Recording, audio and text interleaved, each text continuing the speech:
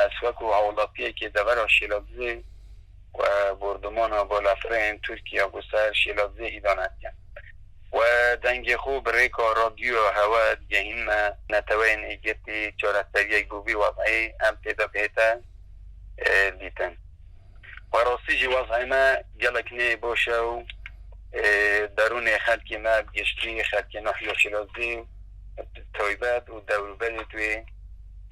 درون ما گلک تکچوی افجدا خوازی کن کوری بیتا گتن چون که به دهان سویل شیلازی و دوربری شیلازی شهید بن پیخمت رستوای روزانه پیخمت رستوای روزانه و گوف خلکیوی دوری و دوروبری دوری چنه بو و منطقات چن بو نیرو و ریکان و مبستا بجی و جیانا روزانه شو مبستت بیجم جی دابین کرنا بجی و جیانا روزانه و که گردنا ماسیا چونا گیاه که دست مهد بینه کنگیروتین بخود فروشن دا ایداره خوی روزانه پیبقاتین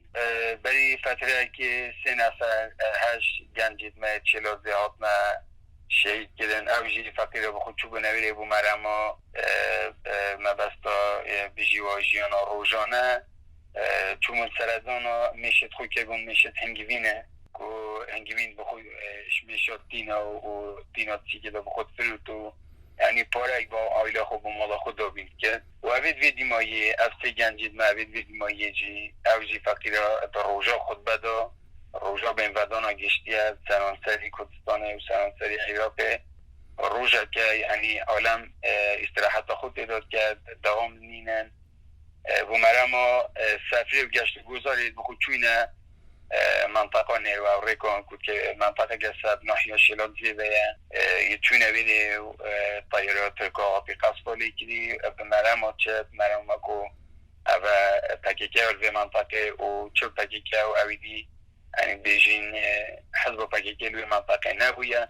به سبب خوب دلیوه دیتیه و دوستی گنجید می دور شیلازی که شرای کانیا بگیره از دوستی ها بگیره یه شهید بوینه بجا نجوره که نه دو جا بلکو صده ها خلق سیویل تیتا کشتن بیغاد و غرز یعنی والمهات دیجمتا نوتو نه صادش خلقی ما یعنی وضعی وای درونی گلک تکچویه یعنی حتی هندی